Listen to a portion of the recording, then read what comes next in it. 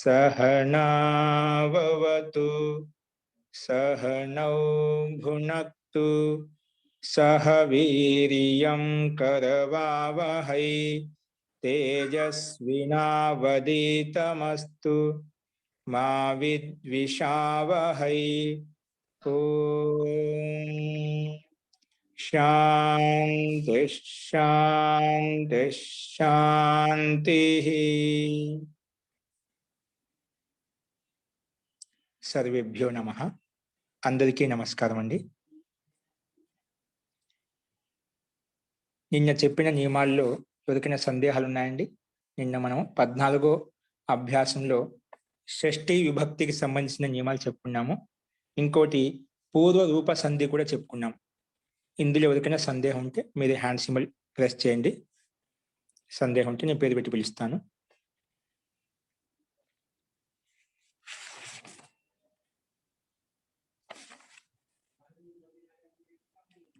అస్తు ప్రకృతం అనుసరామః. మనం నిన్న అభ్యాసం 14లో ఉన్నటువంటి నియమాలు చెప్పుకున్నాం. ఆ నియమాలకు సంబంధించినటువంటి కొన్ని సంస్కృత వాక్యాలు కూడా చెప్పుకున్నాం.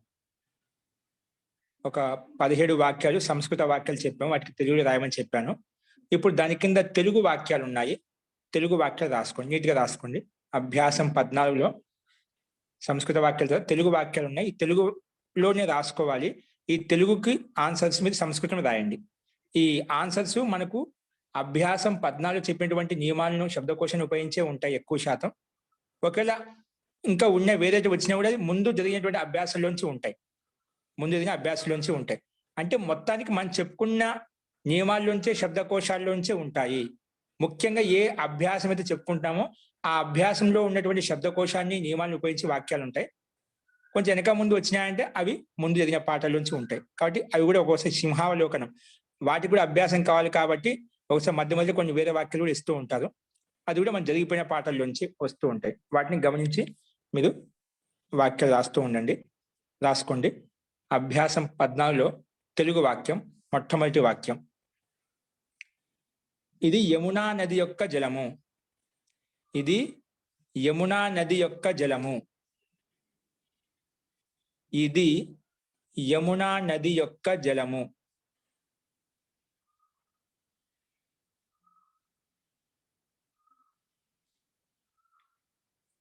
రెండో వాక్యం. ఈ వృక్షానికి ఈ పుష్పాలు ఉన్నాయి. ఈ వృక్షానికి ఈ వృక్షానికి ఈ వృక్షానికి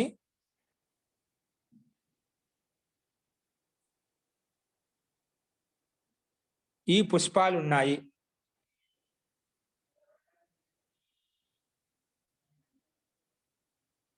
ఈ వృక్షానికి ఈ పుష్పాలు ఉన్నాయి. కామ కామ ఇవి ఇవి ఆ వృక్షం యొక్క ఇవి ఆ వృక్షం యొక్క పుష్పాలు. ఇవి ఆ వృక్షము యొక్క పుష్పాలు. దాంట్లో కొంచెం మార్చి చెప్పా అంతే, రెండు ఒకటే. అది కూడా రాసుకున్నారు. ఇవి ఈ వృక్షం యొక్క పుష్పాలు, ఇవి ఆ వృక్షం యొక్క పుష్పాలు. ఓకే, మూడో వాక్యం రాసుకోండి.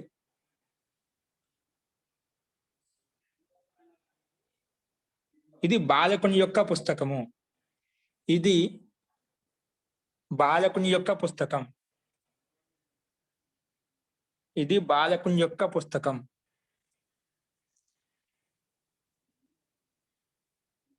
నెక్స్ట్ నాలుగో వాక్యం అండి. ఈ పుస్తకం ఎవరిది? ఈ పుస్తకం ఎవరిది?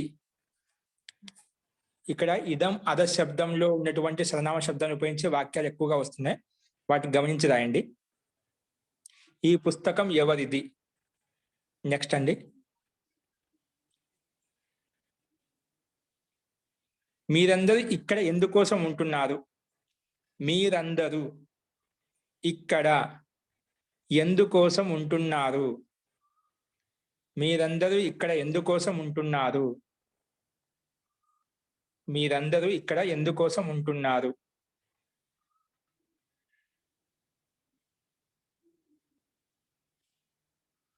మీరందరూ ఇక్కడ ఎందుకోసం ఉంటున్నారు?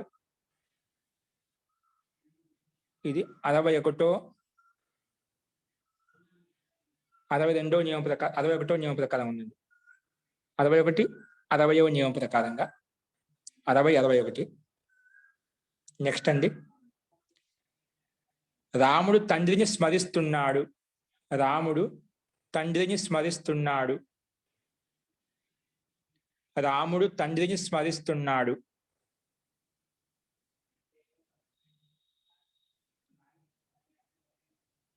రాముడు తండ్రిని స్మరిస్తున్నాడు. నెక్స్ట్ 7వ వాక్యం అండి, నేను ధనం యొక్క కారణంగా జీవిస్తున్నాను. నేను ధన కారణంగా జీవిస్తున్నాను. ధనం యొక్క తాత్పర్యం వస్తుంది. నేను ధన కారణంగా లేదా ధన నిమిత్తంగా జీవిస్తున్నాను. నేను ధన కారణంగా లేదా ధన నిమిత్తంగా జీవిస్తున్నాను. కారణంగా లేదా నిమిత్తంగా అనే రెండు ఒకటే. నేను ధన కారణంగా జీవిస్తున్నాను.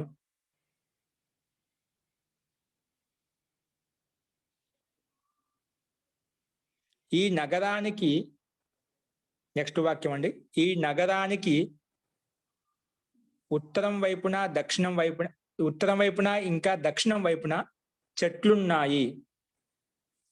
ఈ నగరానికి ఉత్తరం వైపున ఇంకా దక్షిణం వైపున చెట్లున్నాయి.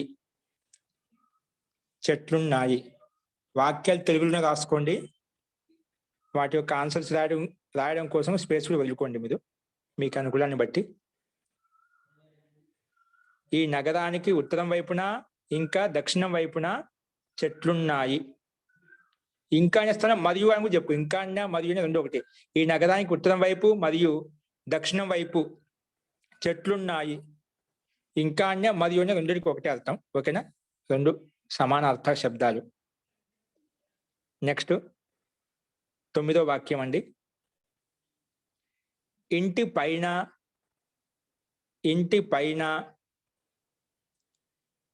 క్రింద, ఇంటి పైన క్రింద, ఇంటి పైన క్రింద, ఇంటి పైన క్రింద, ముందు ముందు ఇంకా వెనుక. ఇంటి పైన క్రింద, ముందు మరియు వెనుక. ఇంటి పైన క్రింద, ముందు మరియు వెనుక. వెనుక వైపు రాయండి. ముందు మరియు వెనుక వైపు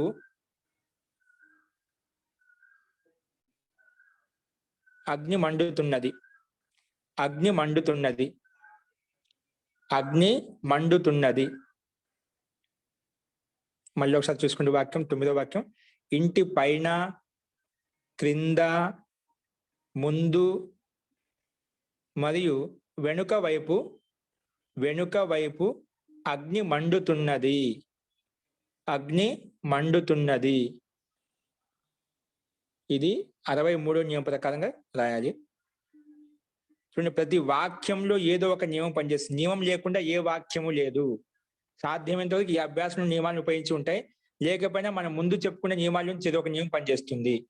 కాబట్టి నియమాలను ప్రతి వాక్యం రాష్ట్రం నియమం అర్థం కావాలి. ఈ నియమం ప్రకారం ఇక్కడ వాక్యం రాశాము, అప్పుడు మనకు వాక్య నిర్మాణం త్వరగా అర్థమవుతుంది. అందుకే ప్రతిదీ రాష్ట్రం మీరు గమనించి మీకు ఏ నియమం ప్రకారంగా వస్తుంది, అప్పుడు మీకు త్వరగా అర్థమవుతుంది వాక్యం ఏంటనేది. ఏ విభక్తి రావాలి, ఏ క్రియాపదం రావాలి, ఇక్కడ కర్త ఏంటి, కర్మ ఏంటి తెలుస్తుంది. అస్తు 10వ వాక్యం అండి, పుస్తకాలలో భగవద్గీత శ్రేష్టమైనది. పుస్తకాలలో గీత శ్రేష్టమైనది. గీత అంటే భగవద్గీత శ్రేష్టమైనది. గీత శ్రేష్టమైనది.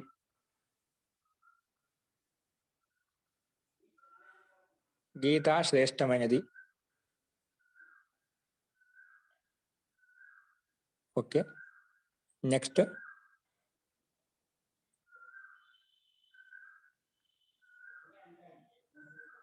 నెక్స్ట్ వాక్యం రాయండి. ఇప్పుడు ధాతువులను ఉపయోగించి వాక్యాలు ఉంటాయి. ధాతువులను ఉపయోగించి రాయాలి. మూర్ఖుడు గురువుని నిందిస్తున్నాడు. మూర్ఖుడు గురువుని నిందిస్తున్నాడు.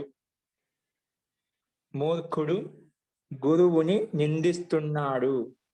అయ్యో మూర్ఖుడు నిందిస్తున్నాడు. మూర్ఖుడు నిందదాత వచ్చింది మనకి అభ్యాసంలో. నిందతి, నిందత, నిందంతి, తర్వాత అర్చతి, అర్చత కొన్ని దాతులు చెప్పారా, అందులోంచి ఉంటాయి. ఇప్పుడు నిందాత వచ్చింది మనకు, చెప్పుకునే ధాతువే. ఇవన్నీ భౌతిక సమానంగా ఉంటాయని చెప్పాం. అస్తు. నెక్స్ట్ వాక్యం అండి, ఇది 11వ వాక్యం. మూర్ఖుడు గురువుని నిందిస్తున్నాడు. తర్వాత వాక్యం, రాముడు సజ్జనుని పూజిస్తున్నాడు.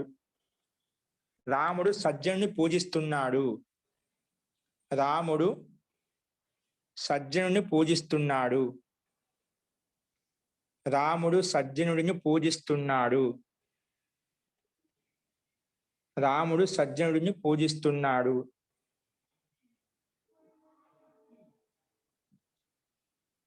రాముడు సజ్జనుడిని పూజిస్తున్నాడు.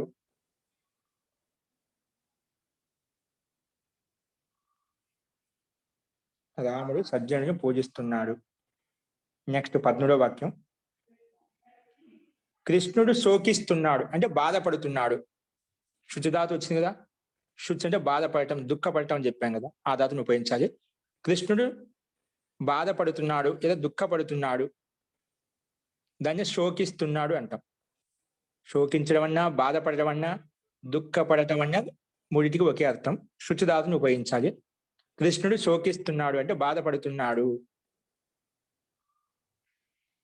కృష్ణుడు బాధపడుతున్నాడు. నెక్స్ట్ 14వ వాక్యం, సన్యాసి ప్రభువును జపిస్తున్నాడు. సన్యాసి ప్రభువును జపిస్తున్నాడు. సన్యాసి ప్రభువును జపిస్తున్నాడు. ఇవన్నీ మనం చెప్పుకున్న ధాతులు ఇక్కడ ఉపయోగిస్తున్నాం అన్నమాట. సన్యాసి ప్రభువును జపిస్తున్నాడు.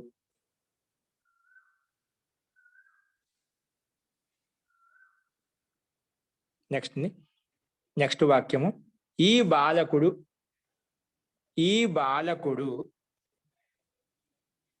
ఆ బాలికతో మాట్లాడుతున్నాడు. ఈ బాలకుడు ఆ బాలికతో మాట్లాడుతున్నాడు.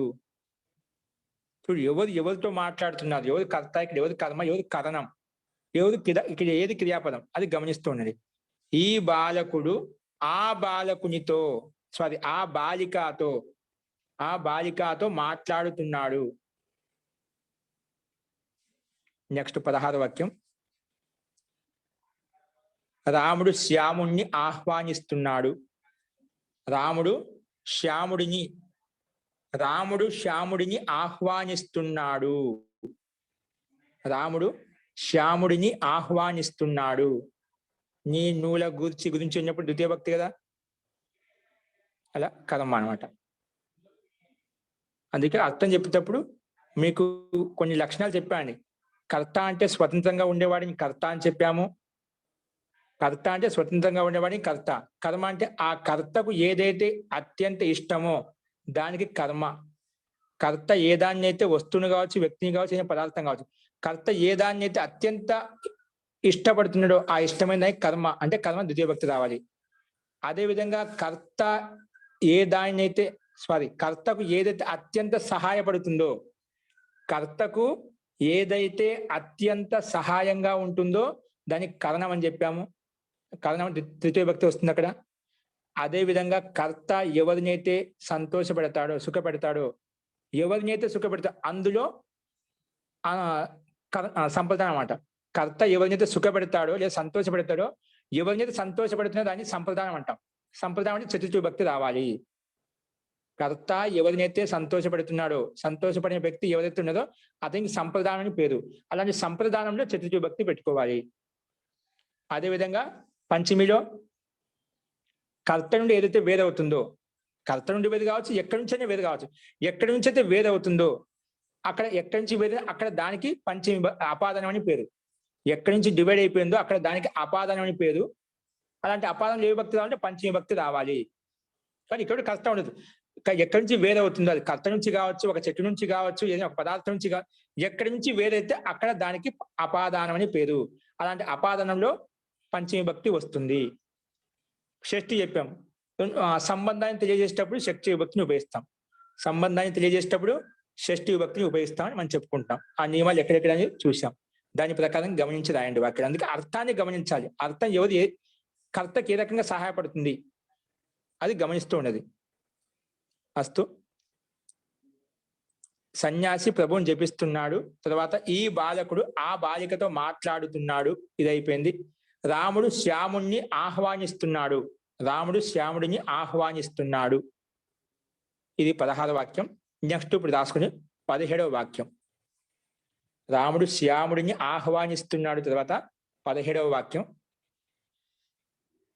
ఈ పుష్పాలు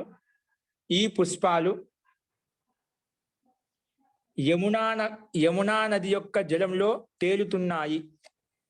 ఈ పుష్పాలు యమునా నది యొక్క జలములో అంటే నీటిలో. ఈ పుష్పాలు యమునా యొక్క జలములో అంటే నీటిలో. యమునా నది యొక్క నీటిలో తేలుతున్నాయి.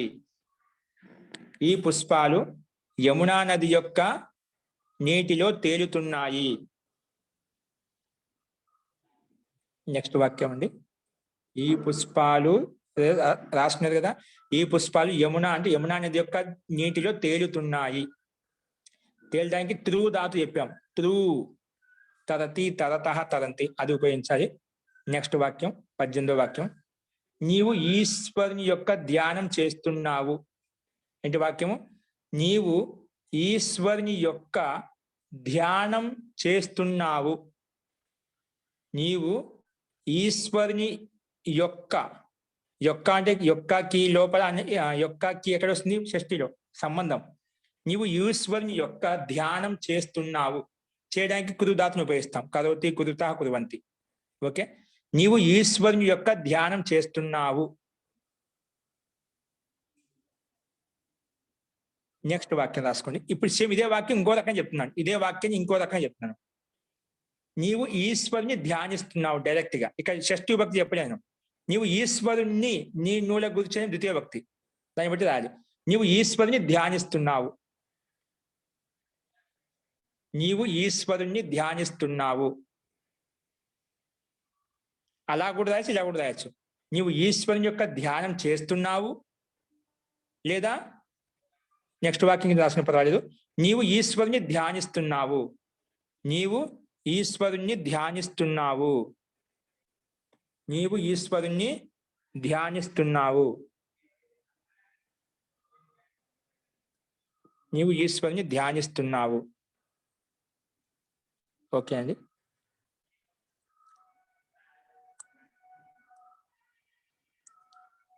నెక్స్ట్ 19వ వాక్యం. రాముడు ధనాన్ని ఇష్టపడుతున్నాడు. రాముడు ధనమును ఇష్టపడుతున్నాడు. రాముడు ధనాన్ని ఇష్టపడుతున్నాడు. రాముడు ధనాన్ని ఇష్టపడుతున్నాడు.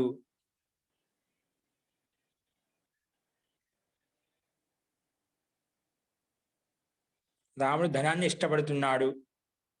నెక్స్ట్ 20వ వాక్యం. 20వ వాక్యం. మూర్ఖుడు ధన కారణంగానే జీవిస్తున్నాడు. మూర్ఖుడు ధన కారణంగానే జీవిస్తున్నాడు. మూర్ఖుడు ధన కారణంగానే జీవిస్తున్నాడు లేదా నివసిస్తున్నాడు. జీవిస్తున్నాడు లేదా నివసిస్తున్నాడు. లేదా అనే అర్థం చెప్పడం కోసం వా శబ్దాన్ని ఉపయోగించాలి. లేదా. మూర్ఖుడు ధన కారణంగానే జీవిస్తున్నాడు లేదా నివసిస్తున్నాడు. నివసిస్తున్నాడు. ఇవి మనకు తెలుగులో ఉన్నటువంటి వాక్యాలండి. వీటికి మీరు సంస్కృతంలో ఆన్సర్స్ రాయండి. మనం చెప్పుకున్న శబ్దకోశంలో ఉన్నటువంటి ధాతులు, శబ్దాలు, నియమాలను ఉపయోగించే వాక్యాలు ఉన్నాయి. ఇప్పుడు అశుద్ధ వాక్యాలు రాసుకోండి. కింద అశుద్ధ వాక్యాలు, ఇవి అశుద్ధంగా ఉంటాయి అంటే తప్పు చెప్తాను, వీటిని కరెక్ట్ రాయండి. కరెక్ట్ ఏంటి, ఏ నియమం ప్రకారం కరెక్టా అది చూసుకోండి. ఇవి సంస్కృతంలో రాసుకోండి, తెలుగులో రాసుకోవద్దు, సంస్కృతంలో రాసుకోండి. రాసుకున్న మొట్టమొదటి వాక్యం జనకం స్మరతి.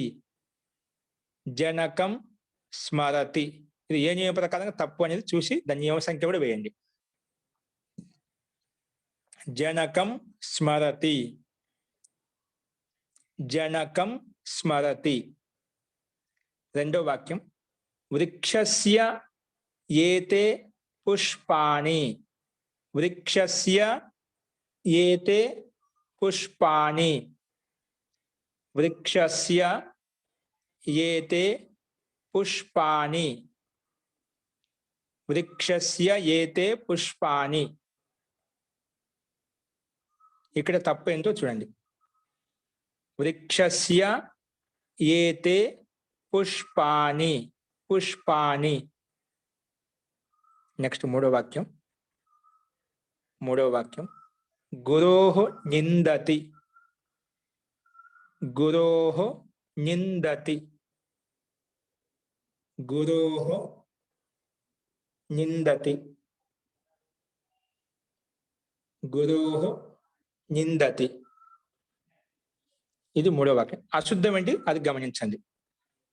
గురోః నిందతి. ఇవి ఒక 3 అశుద్ధ వాక్యాలు చెప్పాం. శుద్ధ వాక్యం ఏ రకంగా శుద్ధమైంది, ఏ నియమం ప్రకారంగా, నియమ సంఖ్య కూడా పక్కన వేయండి. ఇప్పుడు మనం పూర్వ రూప సంధి చెప్పుకున్నాం కదా, పూర్వంలో కలిపేయడాన్ని. పూర్వ రూప సంధి అంటే పదానికి అంతిమంలో ఎకారం కానీ ఓకారం కానీ ఉంటే, తరువాత అకారం ఉంటే ఆ అకారాన్ని ముందున్నటువంటి ఏకారంలో కానీ ఓకారంలో కలిపేస్తాము. కలిపేసిన దాన్ని కలిపామని తెలుసుకోవడం కోసమే ఆ అకారాన్ని అవగ్రహ చిహ్నంగా రాస్తాము, అంటే అకార ప్రశ్లేషణంగా రాస్తాము. ఆ చిహ్నం అంటే ఎస్ ఆకారంలో పెడతాం అనమాట. అది ఆ నియమానికి సంబంధించిన కొన్ని ఎగ్జాంపుల్స్ రాసుకోండి. ఇక్కడ విడదీసి చెప్తాము, దానికి కలిపి రాయండి. రాసుకోండి, హెడ్డింగ్ పెట్టుకోండి. సంధిం కురు. సంధిం కురు. ఇక్కడ విచ్ఛేదిస్తూ చెప్తున్నాము, మీరు సంధి చేసి చెప్పాలి, అందుకే సంధిం కురు. సంధిం కురు. సంధిం కురు అంటే ఇక్కడ కర్త ఎవరండి? సంధిం కురు అంటున్నాం, తెలిసిందా? కరోతు కురుతాం కురు అంటూ.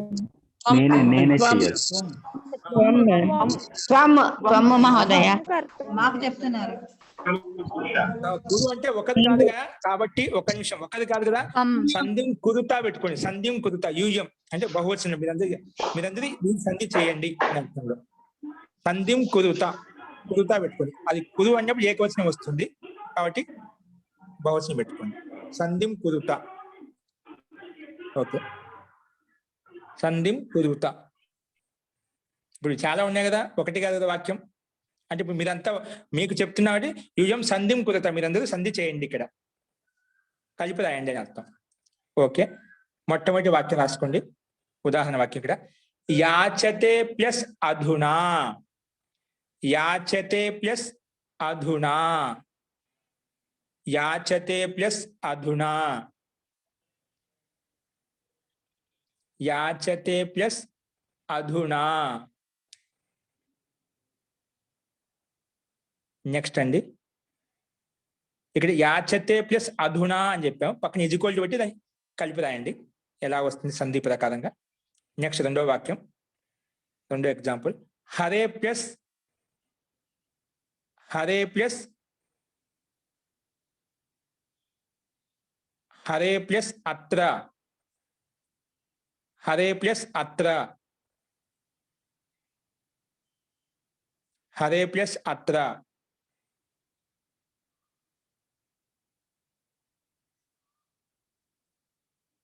నెక్స్ట్ విష్ణు ప్లస్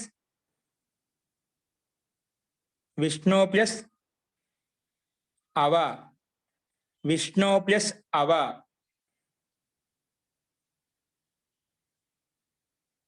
నెక్స్ట్ అధీతే ప్లస్ అధునా.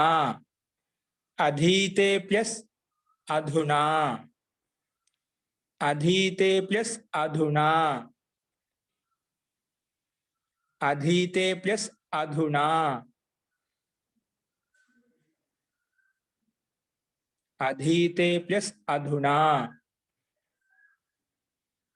నెక్స్ట్ అండి, రోచతే ప్లస్ అగ్ని. రోచతే ప్లస్ అగ్ని. రోచతే ప్లస్ అగ్ని. రోచతే ప్లస్ అగ్ని.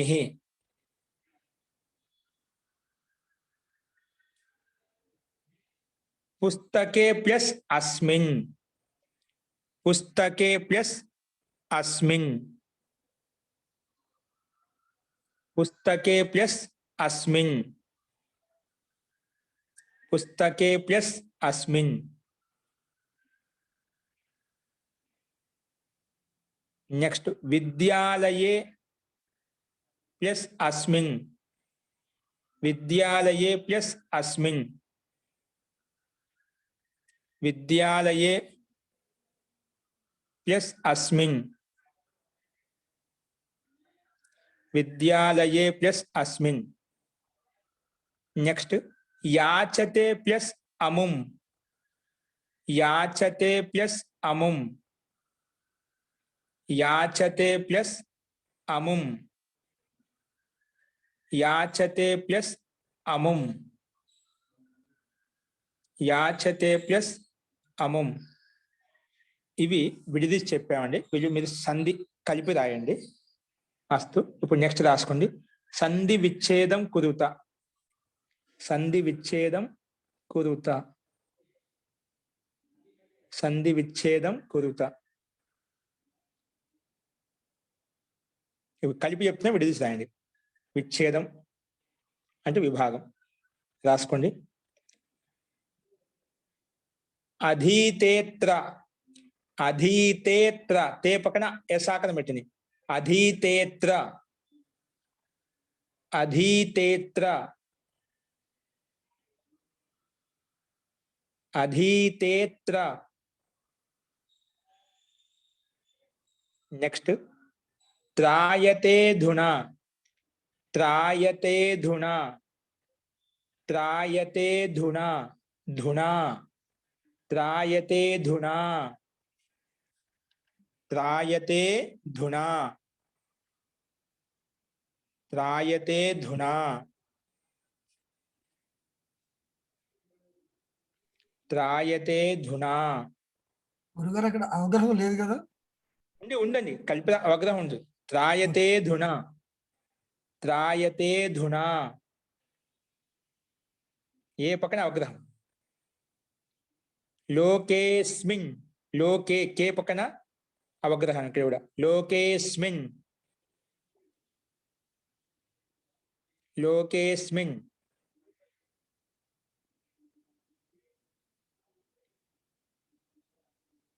కేత్ర. కేత్ర. కేత్ర. కే పక్కన అవగ్రహం. కేత్ర. కేత్ర. గుర్తు. అవగ్రహం ఎప్పుడైనా మీరు ఎక్కడైనా చూసినా చదివినా అవగ్రహం ఎసాక అట్లా కనిపించిందంటే ఖచ్చితంగా ఆకారం అని గుర్తించాలి మీరు. ఓకేనా? ఏది ఏంగ పదాంతాదతి అనే నియమం ప్రకారంగా. ఓకే. కేత్ర. నెక్స్ట్, తేస్మిన్. తేస్మిన్. తేస్మిన్. తే పక్కన అవగ్రహం ఇక్కడ. తేస్మిన్. తేస్మిన్. ఓకే అండి. ఇవి మనకు కొన్ని ఏంగ పదాంతాదతి అనే పూర్వరూప సంధిని ఉపయోగించి కొన్ని వాక్యాలు విడదీసి కలిపి చెప్పాం. వీటిని కూడా కలిపి విడదీసి రాయండి. అస్తు. ఇప్పుడు దీంట్లో సందేహాలు అడగండి. రావు గారు.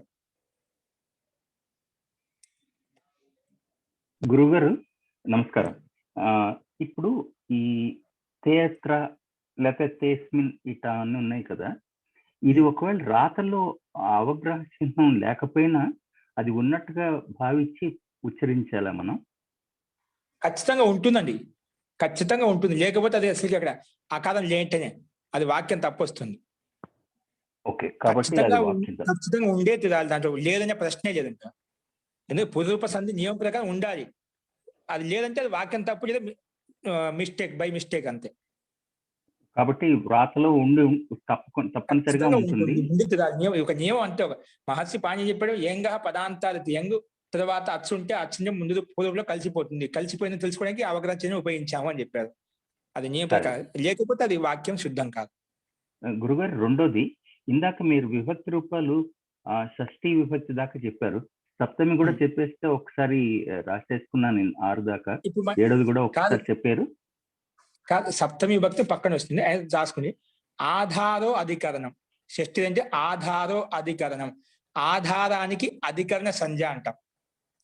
ఆధారానికి అధికరణం అంటే మనకి ఏదైనా ఒక పని చేయడానికి ఆధారంగా ఏదైతే ఉందో, ఏదైనా ఒక ఉండటానికి ఆధారంగా ఏదైతే ఉందో, అలా ఆధారానికి అధికరణం అని పేరు. అలాంటి అధికరణంలో సప్తమి విభక్తి వస్తుంది. ఇప్పుడు మన కూర్చొని ఎక్కడో కూర్చున్నాం, కుర్చీ మీద కూర్చోవచ్చు, బల్ల మీద కూర్చోవచ్చు, కింద చటాయి మీద కూర్చోవచ్చు. మనం కూర్చోడానికి ఆధారం ఏంటి?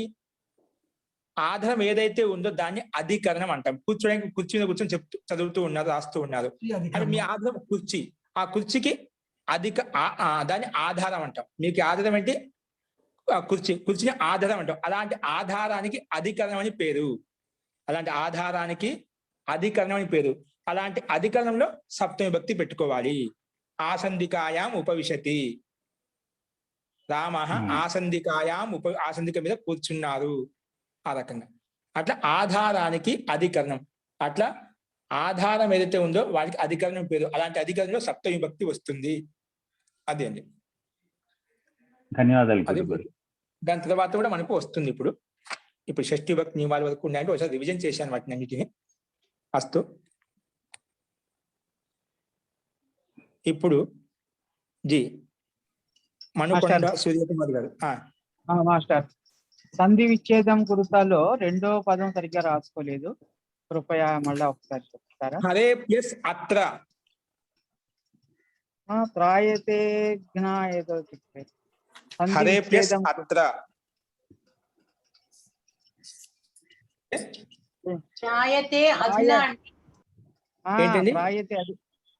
త్రాయతే అధునా. అధునా. ఓ, కింద సంధి విచ్ఛేదం. ఓకే. త్రాయతే ధునా.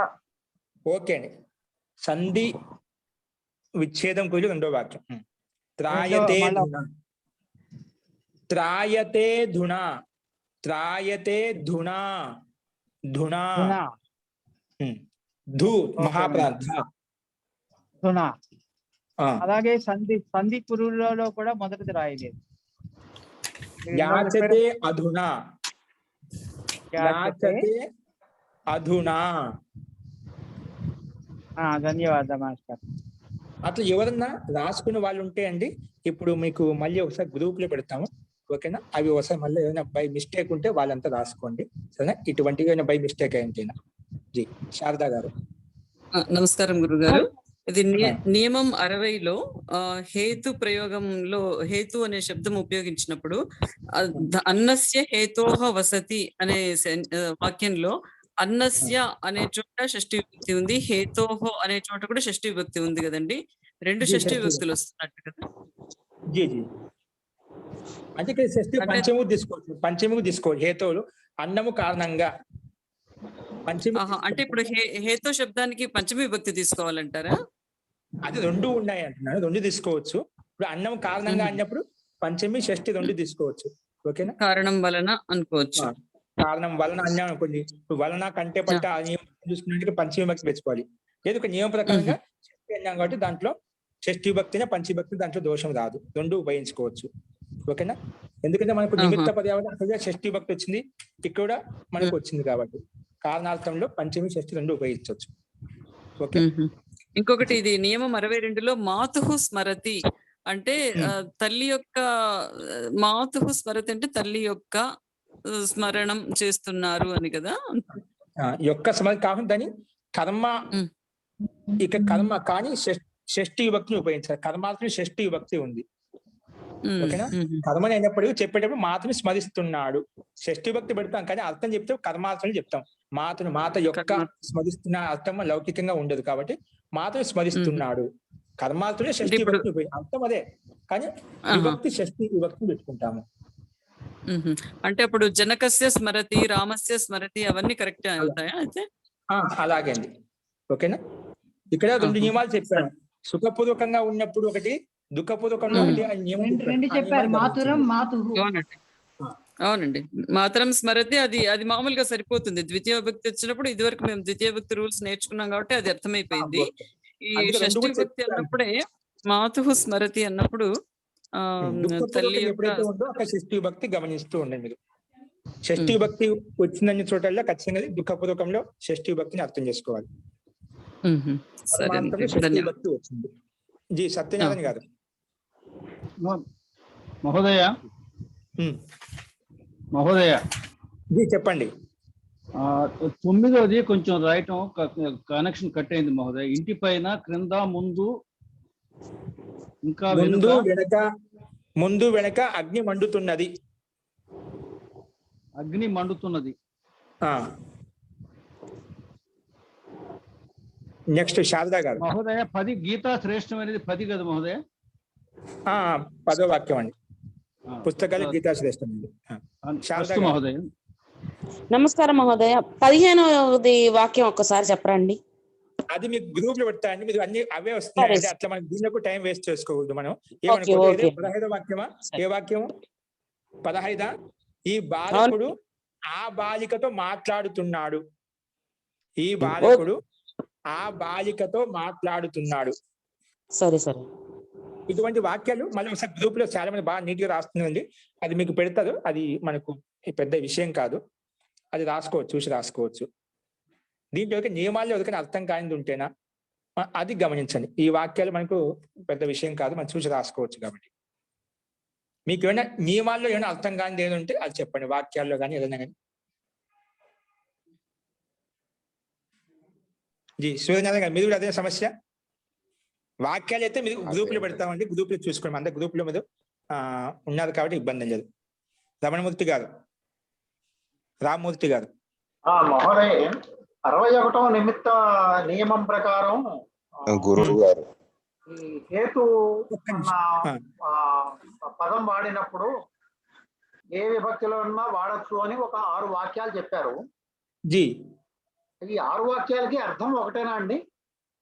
అర్థం ఒకటే అండి. అర్థం ఒకటి. చెప్పే విధానంలో షష్ఠిలో అన్నప్పుడు ఒక రకంగా ఉంటుంది, నిమిత్తం చతుర్థిలో ఒక రకంగా వస్తుంది. తాత్పర్యం అన్నిటికీ ఒకటే. చెప్పే విధి విధానం భిన్నంగా ఉంటుంది. తాత్పర్యం మూల తాత్పర్యం ఉంటుంది. ఇప్పుడు ద్వితీయ అన్నప్పుడు అన్నస్య నిమిత్తం వసతి, అన్నము కారణంగా నివసిస్తున్నాడు. అన్నే నిమిత్తేన వసతి, అన్నాయ నిమిత్తం వసతి, అన్నం కొరకు నివసిస్తున్నాడు. అన్నం ద్వారా అన్నం మొత్తం తాత్పర్యం, తేడా ఏం లేదు. అన్నాత్ నిమిత్తాత్ వసతి, అన్నము కారణంగా నివసిస్తున్నాడు. అన్నిటికీ ఒకటే విధంగా అర్థం ఉంటుంది. అన్నస్య హేతో వసతి, అన్నము కారణం. అక్కడ హేతో అని షష్ఠి అని చెప్పి యొక్క అని చెప్పాల్సిన అవసరం లేదు. అన్నము కారణంగా నివసిస్తున్నా అని అర్థం చెప్తాం. అట్లాగే. ధన్యవాదాలు. వెంకట దుర్గా ప్రసాద్ గారు.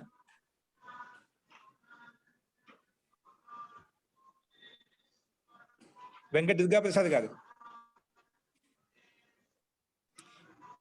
జీ రామ్మూర్తి గారు ఇప్పుడు ఏదో అడిగారండి, మీరు మధ్యలో ఆగిపోయారు. అయిపోయిందండి. ధన్యవాదాలు. చెప్పేశారు మీరు. 6 వాక్యాల గురించి చెప్పేశారు మీరు. ఓకే అండి. సూర్యనారాయణరావు గారు.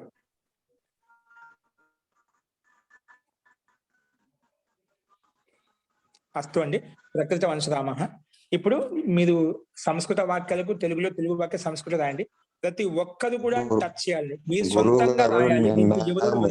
చెప్తూ అవగ్రహచిహ్నం ఒకేసారి 2 చోట్ల వస్తున్నారు పక్క పక్కన. అది ఏ సందర్భంలో వస్తుంది సార్? అది మనకు వేరే సూత్రాలు వస్తాయండి. అవి వేరే సూత్రాలు. దానికి సంబంధించిన 2-3 సూత్రాలు ఉన్నాయి. అది సంధి నియమాల్లో మనకు ఇక్కడ లేదు. సరేనా? సందర్భాన్ని బట్టి ఎక్కడైనా చెప్పుకోవచ్చు అండి. ఇక్కడ మనకు ఎందుకంటే ఇటువంటి వాక్యాలు డబల్ వచ్చి ఎక్కువగా వైదిక ప్రయోగాల్లో బ్రాహ్మణ గ్రంథాలు అలా వస్తుంటాయి. మన సామాన్య సాహిత్యం ఇలాంటి డబల్ గా ఉండేటువంటి అవగర్చనలు ఎక్కడ ఉండవు. ఉంటాయి, కాదని లేదు. అక్కడ మనకు ఒకటి తెలుసుకున్నాం. దాంట్లో మళ్ళీ ఎక్కువ లోతు వెళ్ళడం ఎందుకని, అది విషయం కూడా కొంచెం కఠినంగా ఉంటుంది. 2-3 సూత్రాలు దాన్ని అర్థం చేసుకుంటే కానీ అది అర్థం కాదు. అది వచ్చినప్పుడు చెప్పుకున్నాం. సహజంగా అయితే లేదు ఇక్కడ. గురువు గారు. జీ చెప్పండి లక్ష్మి గారు. మాతుహు అనేది విభక్తి ఏంటి అవుతుందండి? మాతుహు షష్ఠీ విభక్తి ఏకవచనం అండి. రుకారాంత శబ్దం. ఓకే గురువు గారు. అంటే సీత జీ. శబ్దంలో అయితే సీతాయాం అవుతుంది కదా గురువు గారు. ఇది రుకారాంత మాతృ శబ్దం, మాతృ, పితృ, మాతృ. కర్తృ దాని ప్రకారంగా నడుస్తుంది. ఓకే రుకారం గురువు గారు. శబ్దానికి షష్ఠీ విభక్తి యొక్క మాతు అని వస్తుంది. ఓకే ధన్యవాదాలు అండి, గురువు. అస్తు. ఇవి ప్రతి ఒక్కరు మీరు ఖచ్చితంగా మీరు వచ్చినా రాకుండా తప్పైనా కూడా మీరు ప్రతి ఒక్కరు వాక్యాన్ని రాయండి. రాస్తే మీకు నేను ఎక్కడ ఆలోచిస్తున్నా, ఏ విధంగా ఆలోచిస్తున్నా, ఏ విధంగా రాయాలి మీకు ఆలోచన వస్తున్నామంట. మనకి డైరెక్ట్ ఇక్కడ ఆన్సర్ చెప్పినప్పుడు రాసుకుంటే అది మీకు అంత గట్టిగా ఉండదు, దృఢంగా ఉండదండి. కాబట్టి ప్రతి ఒక్కరు కూడా తప్పైనా పర్వాలేదు, మీరు సొంతంగా ప్రతి వాక్యాన్ని రాయాలి. తెలుగు వాక్యాన్ని రాయాలి, సంస్కృత వాక్యాన్ని కూడా రాయాలి. ఇప్పుడు ఆన్సర్ చెప్పేటప్పుడు మీకు త్వరగా బాగా అర్థమవుతుంది, వాక్యం బాగా అర్థమవుతుంది. ఆ ఒక్క వాక్యం మీకు బాగా నీట్గా అర్థమైంది అనుకోండి, దాన్ని బేస్ చేసుకొని మీరు 100 వాక్యాలు సొంతంగా రాయొచ్చు. మన వాక్య నిర్మాణం అర్థం చేసుకోవాలి, ఎలా తయారైంది, ఏ విధంగా రాస్తున్నాం, అదొకటి అర్థం చేసుకోవడం ముఖ్యం. మనకు ఆన్సర్ ముఖ్యం కాదు, ఇక్కడ చెప్పే ఆన్సర్ ముఖ్యం కాదు, గుర్తుపెట్టుకోండి. ఈ వాక్యం ఎలా వచ్చింది అనేది మీకు ముఖ్యం. ఎందుకంటే ఆ వాక్యాన్ని బేస్ చేసుకొని 100 వాక్యాలు మీరు చదవాలి అన్నమాట. ఇదే వాక్యాన్ని బేస్ చేసుకొని మనం సొంతంగా రాయొచ్చు కూడా, రాయొచ్చు, చదవచ్చు కూడా. కానీ వాక్య ఆన్సర్ ముఖ్యం కాదు, వాక్యం ఎలా తయారీ, ప్రథమ విభక్తి ఎందుకు, ద్వితీయ ఎందుకు, క్రియాపదం ఎందుకు వచ్చింది, ద్వివచనం ఎందుకు వచ్చింది, బహువచనం ఎందుకు వచ్చింది, అవయపదం ఏంటి, అది ప్రతి ఒక్కరు పాయింట్ ఏ నియమం ప్రకారంగా వస్తుంది, అది ముఖ్యంగా గమనించాల్సిన విషయం. కాబట్టి ఆ రకంగా ప్రతి వాక్యం రాసేటప్పుడు ఏ నియమం పనిచేస్తుందో అది కూడా మీరు గుర్తు పెట్టుకొని రాస్తూ ఉండండి. అస్తు అండి, ఏదో చెప్తున్నది మధ్యలో మధ్యలో కట్ అయిపోతుంది మహోదయ, అది నా ప్రాబ్లం. అందరికి వాయిస్ బాగా వస్తుందండి, నా వాయిస్ బాగుంది మహోదయ, మీది బానే వస్తుంది. బాగుంది. ఓకే అండి, రాసుకోండి. నెక్స్ట్ అభ్యాసం 15 మొదలు పెట్టుకోండి. నీట్గా రాసుకోండి. అభ్యాసం 15 నోట్స్ నీట్ గా ఉండాలండి, శబ్దకోశం కానీ నియమాలు కానీ. నమస్కారం మహోదయ. అభ్యాసం 15లో రాసుకో. మొట్టమొదటి శబ్దము పాకహ. అభ్యాసం 15 పెట్టి కొంచెం కొత్త వాళ్ళు ఉన్నాయి, ఇక్కడి నుంచి కంటిన్యూ రాసేసుకోండి. వెనక్కి తర్వాత చూద్దు, ఇక్కడి నుంచి కంటిన్యూ రాసుకోండి. కొత్త వాళ్ళు ఎవరైనా కూడా అభ్యాసం 15 పెట్టి రాసుకోండి. మొట్టమొదటి శబ్దకోశంలో పాకహ, మొదటి శబ్దం ఏంటి? పాకహ అంటే వంట అండి, వండటం ఏదో ఉడకటం. పాకహ నడుస్తుంది అంటే వంట నడుస్తుంది అంటాం కదా, వంట. పాకహ అంటే ఏంటి? వంట. వంట చేస్తున్నా అండి, ఇంకా పని జరుగుతూ ఉందండి, జరుగుతున్న పని అంటే పాకహ అంటాం. వంట జరుగుతున్న పని అంటే వంట జరుగుతుంది అనమాట. క్రియ అనేది జరుగుతూ ఉందన్నమాట, పక్వం అనేది జరుగుతూ ఉంది. అటువంటి సందర్భాన్ని పాకహ అంటాం. అస్తు. నెక్స్ట్ ఉపదేశ. ఉపదేశ, ఉపదేశ అంటే ఉపదేశము. ఉపదేశ అంటే ఉపదేశం. ఈ రెండు మనకు స్పష్టంగా పాకహ, ఉపదేశం రెండు పుల్లింగ శబ్దాలండి, స్పష్టంగా అర్థమవుతున్నాయి. రామః శబ్దానికి సమానంగా నడుస్తాయి ఈ రెండు శబ్దాలు, అది గుర్తుపెట్టుకోండి. నెక్స్ట్ అందుకే శబ్దకోశంలో వచ్చి ఏ లింగంలో ఉంది కూడా అది నేను మాట వైపు ఏ వచ్చి చెప్తూ ఉన్నాను, అది గమనిస్తూ ఉండండి. ఓకేనా? ఏ లింగంలో ఉంది, ఏ శబ్దం ఎలాగిచ్చారు, నపుంసకలింగమా, స్త్రీలింగమా, పుల్లింగమా. మీరు రాసుకుంటప్పుడు ఇది ఏ లింగం తెలియాలండి, రాసుకుంటప్పుడే మీకు అర్థం కావాలి ఇది ఈ లింగంలో ఉందని చెప్పి. అస్తు. నెక్స్ట్ శయనం. శయనం అంటే నిద్రపోవడం. శయనం అంటే నిద్రపోవడం. శయనం అంటే నిద్రపోవడం. నెక్స్ట్ అండి గమనం. గమనం అంటే వెళ్ళడం. గమనం అంటే వెళ్ళడం. గమనం అంటే వెళ్ళడం. నెక్స్ట్ అండి పఠనం. పఠనం. పఠనం అంటే చదవటం. పఠనం అంటే చదవటం. పఠనం అంటే చదవటం. నపుంసకలింగాల మహోదయ ఇది? నపుంసకలింగాలు చెప్తాను. పఠనం, శయనం అంటే నిద్రపోవడం, గమనం అంటే వెళ్ళడం, వెళ్ళడం. నెక్స్ట్ పఠనం అంటే చదవడం. పఠనం అంటే చదవడం, గమనం అంటే వెళ్ళడం అని చెప్పాను. నెక్స్ట్ పదం దానం, దానం అంటే దానం, దానం చేస్తూ ఉంటాం కదా, దానం.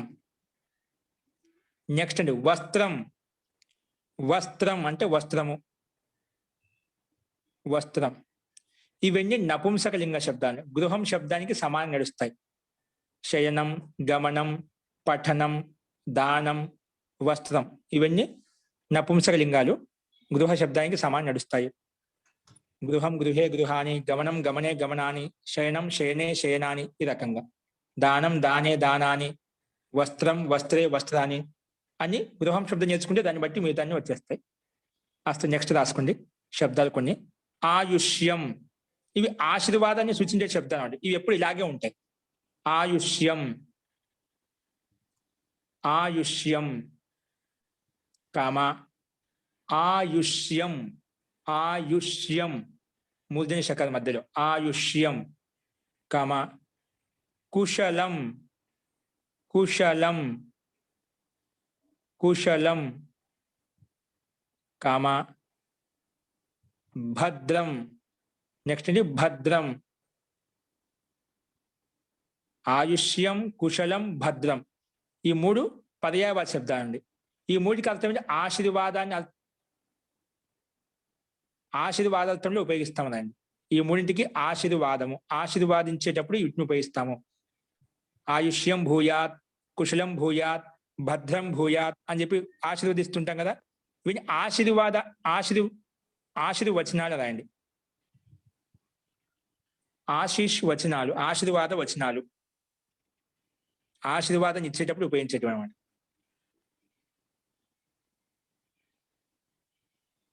ఓకే,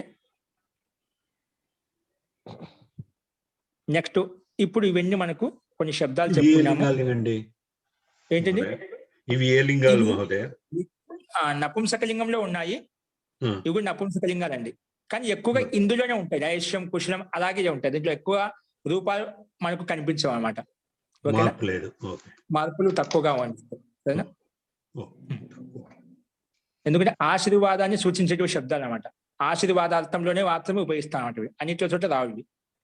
అందుకే ఆయుష్యం భూయాత్, కుశలం భూయాత్ అంటే గానీ ఆయుష్యాన్ని భూయాహ, చాలా ఆయుష్యాలు ఉండవు. ఒక జీవితం ఒకటే అయినప్పుడు దాంట్లో ఆయుష్యాలు ఎన్ని వస్తాయి? ఆయుష్యం ఒకటే అన, ఒకే ఆయువు ఉంటుంది మనకు. ధన్యవాదాలు. నెక్స్ట్ ధాతులు రాసుకోండి. ఇప్పుడు శబ్దాలు అయిపోయాయి. ధాతువులు, మొట్టమొదటి ధాతు ఇస్తున్నాడు ఇక్కడ, గర్జ్ ధాతు అండి. గర్జ్, గర్జ్ అంటే గర్జించడం, గర్జించడం, గర్జించడం. సింహం గర్జన చేస్తుంది కదా, అలాగా ప్రతి పశువులు, ప్రతి జీవ జంతువులు కొన్ని వాటి యొక్క ఒక ధ్వని అనేది ఉంటుంది అన్నమాట. గర్జ అంటే గర్జించడం. రూపం వచ్చేసి, ధాతు రూపం వచ్చేసి గర్జతి, గర్జతః, గర్జంతి, గర్జతి, గర్జతః, గర్జంతి. ఇది రూపం అండి. గర్జతి, గర్జతః, గర్జంతి. నెక్స్ట్ ధాతు రాసుకోండి. మూర్ఛ్, మూర్ఛ్, ఛ ఒత్తు ఛ అండి. ఒత్తు ఛ పైన రకారం రేఫం, పైన ఛ హలంతం. మూర్ఛ్ ధాతు, మూర్ఛ్, మూర్ఛ్ అంటే మూర్ఛించడం, అంటే కళ్ళు తిరిగి పడిపోవడం. మూర్ఛితుడై పడి ఉన్నాడు అనుకుంటా కదా. ఇప్పుడు లక్ష్మణుడు యుద్ధం చేసేటప్పుడు మూర్ఛితుడు అయ్యాడు కదా, కళ్ళు తిరిగి పడిపోయాడు కదా, అంటే మూర్ఛ అవస్థకి వెళ్ళిపోయాడు అనమాట. మూర్ఛించడం అంటే కళ్ళు తిరిగి పడిపోవడం. దీని రూపం వచ్చేసి, రూపం అంటే ధాతు రూపం. రూపం అంటే గుర్తుపెట్టుకోండి, శబ్దం అయితే శబ్ద రూపం అంటాం, ధాతువులకైతే ధాతు రూపం అంటాం. అది శబ్ద రూపమా ధాతు రూపం చూసుకోండి. శబ్ద రూపం అన్నప్పుడు మనకి 7 విభక్తులు, ధాతు రూపం అన్నప్పుడు ఇవి 3, ప్రథమ పురుషం, మధ్యం పురుషం, ఉత్తమ పురుషం, వాటిని ధాతు రూపాలు అంటాం. ఓకే, మూర్ఛతి, మూర్ఛతః, మూర్ఛంతి, మూర్ఛతి, మూర్ఛతః, మూర్ఛంతి, మూర్ఛతి, మూర్ఛతః, మూర్ఛంతి, మూర్ఛతి, మూర్ఛతః, మూర్ఛంతి. నెక్స్ట్ ధాతు అండి రాసుకుని. శ్రీ ధాతు, శ్రీ ధాతు, హ్రస్వ ఇకారం శ్రీ.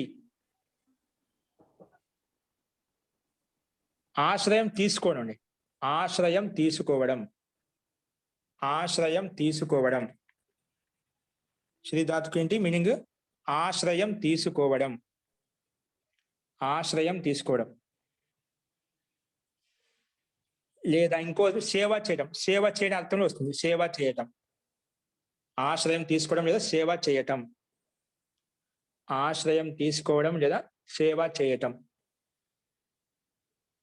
సేవ చేయటం. ఆశ్రయం తీసుకోవడం లేదా సేవ చేయటం. ఓకే అండి.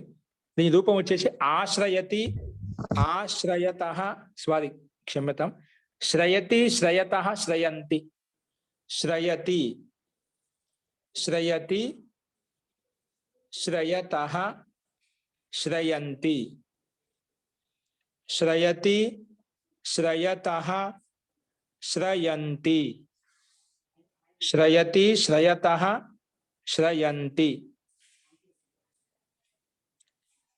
శ్రయతి, శ్రయతః, శ్రయంతి.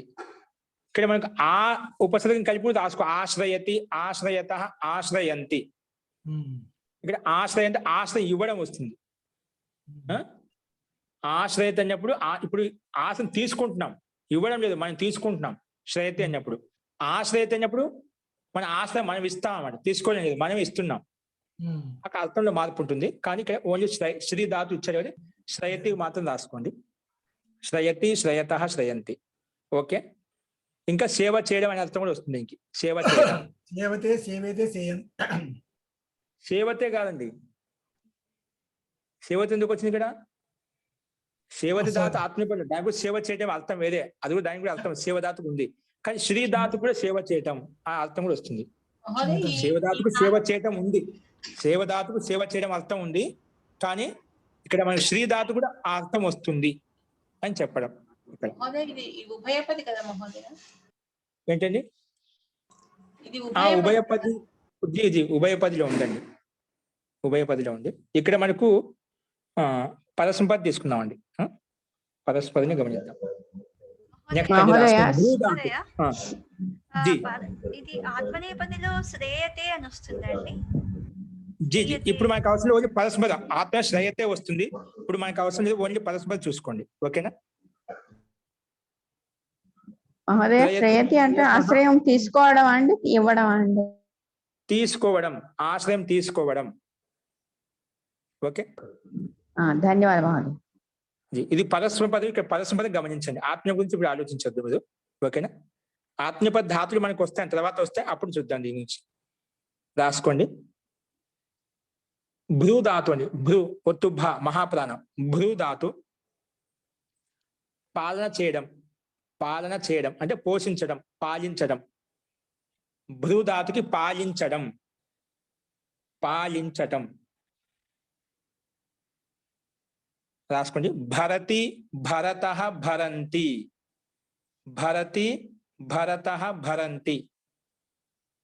నెక్స్ట్ ధాతు అండి శ్రు ధాతు. శ్రు, శ్రు అంటే నడవటం, శ్రు అంటే నడవటం, నడవటం. రాసుకోండి. సరతి, సరతః, సరంతి, సరతి, సరతః, సరంతి, సరతి, సరతః, సరంతి. శ్రు అంటే నడవటం. నెక్స్ట్ అండి వే ధాతు. వే, వే అంటే వే ధాతు. దీన్ని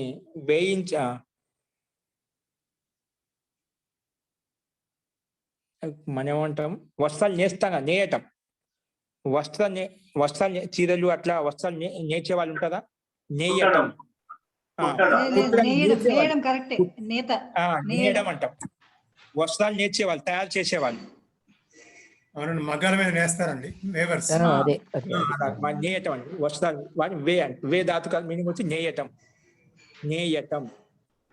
రూపం వచ్చేసి వయతి వయతః వయంతి, వయతి వయతః వయంతి, వయతి వయతః వయంతి. నెక్స్ట్ రాసుకోండి. భూయాత్, ఇది క్రియాపదం అండి. భూయాత్, భూయాత్ అంటే కలుగుగాక, అంటే అది ఏ ఆశీర్వాదం బద్ధం అని పైన శబ్దాలు. ఆయుష్యం భూయాత్, ఆయుష్యం కలుగుగాక.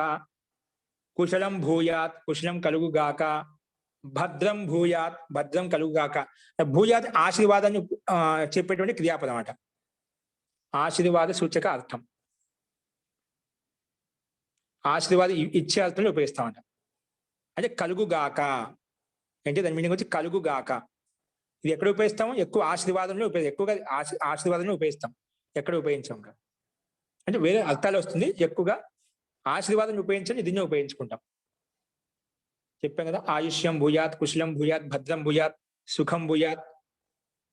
కొంతమంది అనిష్టం కూడా కోరుకునే వాళ్ళు ఉంటారు, దుఃఖం భూయాత్. విపరీతమైన విరోధులు ఉంటే అలా కోరుకుంటారు కదా. ఓకే అండి.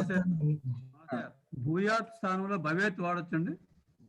లేదు, భవేత్ కాదు, భవేత్ విధిలింగాను. విధి నిమంత్రణ ఆమంత్రణ చేర్చడంలో మాత్రమే ఉపయోగిస్తారు. అది ఆశీర్వాదం కాదు కదా. ఆశీర్వాదం ప్రత్యేకంగా ఒక ధాతు, ఒక లకారమే ఉంది. ప్రత్యేకించి చెప్పినప్పుడు మనం దాన్ని ఎందుకు ఉపయోగించడం? ఆశీర్వాదంలో భూయాత్ ఉపయోగించాలి. ఇవి మనకు శబ్దకోశంలో ఉన్నటువంటి కొన్ని ధాతులు చెప్పానండి. ఇంకా కొన్ని అవయవ పదాలు ఉన్నాయి. అవయవ పదాలు ఇది భూయ క్రియాపదం అండి. ఇది ధాతు కాదు, డైరెక్ట్ క్రియాపదం ఇచ్చేశారు. డైరెక్ట్ క్రియాపదం ఇది. భూయాత్ ధాతు కాదు, క్రియాపదం. భూధాతు నుంచి వచ్చిందన్నమాట. భూధాతు నుంచి ఆశ్రలింగంలో ప్రథమ పురుష ఏకవచనం ఇది.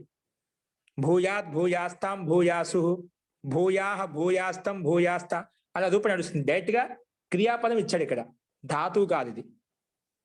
ఎందుకంటే మన పైన కొన్ని శబ్దాలు ఆయుష్యం, కుశలం, భద్రం కొన్ని ఆశీర్వాదం ఇచ్చేటువంటి శబ్దాలు చెప్పారు కదా.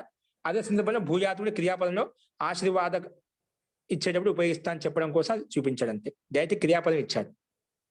ఓకే, ఇది ధాతువు కాదు. దీనికి రూపాలు మనకు అవసరం లేదు. డైరెక్ట్ భూయాత్ శబ్దాన్ని ఉపయోగించుకోవడం ఎలా అని చూపించడం కోసం ఇక్కడ ఇచ్చాడనమాట. ఓకేనా. అది భూధాతు నుండి ఉత్పన్నం. భూధాతు మూల ధాతు ఏంటి? భూధాతు నుంచి భూయాత్ తయారైంది కాబట్టి ఇది ఆశ్రలింగ ప్రథమ పురుష ఏకవచనం. ఓకేనా. అస్తు అండి. ఇంకా కొన్ని అవయవ పదాలు ఉన్నాయి శబ్దకోశంలో, అవి మనం రేపు చూద్దామండి. అస్తు. ఇంకా రేపు ముఖ్యంగా షష్ఠీ విభక్తి అనేది ఇంకా ఏ సందర్భాలు వస్తుంది, ఇవి చాలా ఇంపార్టెంట్. ఇంకా కర్త కర్మని ప్రయోగాలు ఉన్నాయి కదా, అవి కొంచెం దీంట్లో కర్తృవాచన కర్మవాచన ఉపయోగించి కూడా కొన్ని నియమాలు వస్తాయి. ఇది కర్తలో షష్ఠీ విభక్తి ఎప్పుడు వస్తుంది, కర్మలో షష్ఠీ విభక్తి వస్తుంది అని చెప్పి ఏ సందర్భాల్లో షష్ఠి మారుతుంది, కర్మార్థులు షష్ఠి అని ఏ రకంగా మారుతుంది అనేది రేపు ఈ షష్ఠీ విభక్తి సంబంధించిన నియమాలు మనకు కొంచెం భిన్నంగా ఉంటాయి. చాలా ముఖ్యమైనవి, ఇవి చాలా అర్థం చేసుకోవడము. ఎందుకంటే మనకు కర్తృవాచన కర్మవాచనం అని చెప్పి ఒక్కోచోట కర్మార్థులు షష్ఠి నేను చెప్పుకున్నాం. అధ్యయన సేతు వసతి. ఇంకోటి ఇక్కడ స్మరణార్థక ధాతువులతోటి షష్ఠీ విభక్తి వచ్చిన, కర్మార్థ షష్ఠీ విభక్తి వచ్చిందని చెప్పారు. అలా కృదంత యోగంలో షష్ఠీ విభక్తి, కృదంతం తదితాంతం చెప్పుకుంటారా, కృదంత యోగంలో షష్ఠీ విభక్తి వస్తుంది. అలా కృదంత శబ్దాలు అంటే ఏంటివి, కృదంతాలు యొక్క రూపాలు ఎలా తయారవుతాయి, ఆ సందర్భంలో ఇది షష్ఠీ విభక్తి ఏ రకంగా వస్తుంది అనేది కృదంత యోగంలో షష్ఠీ విభక్తి గురించి మనకు రేపు ఈ అభ్యాసం 15లో మనం తెలుసుకుంటామండి. ఇంకా ఏ సందర్భాల్లో షష్ఠీ విభక్తిని ఉపయోగిస్తామని కూడా ఇంకా చాలా నియమాలు దీంట్లో ఉన్నాయి ముఖ్యమైనవి, అవి రేపు చూద్దాము. ఇంకోటి దీర్ఘ సంధి వస్తుంది. ఇంతవరకు పూర్వరూప సంధి అయిపోయింది. దీర్ఘ సంధి అనేది ఎలా ఉంటుంది అది కూడా మనం రేపు చెప్పుకుందామండి. అస్తు. మీకు ఎవరికైనా సందేహాలు ఉంటే మంత్రపాఠం అయిపోయిన తర్వాత ఆ సందేహాలు చూద్దామండి. మంత్రపాఠ. ఓం సర్వే భవంతు సుఖినః, సర్వే సంతు నిరామయాః, సర్వే భద్రాణి పశ్యంతు, మా కశ్చిత్ దుఃఖ భాగ్ భవేత్. ఓం శాంతి శాంతి శాంతి. ధన్యవాదాలు మహోదయ.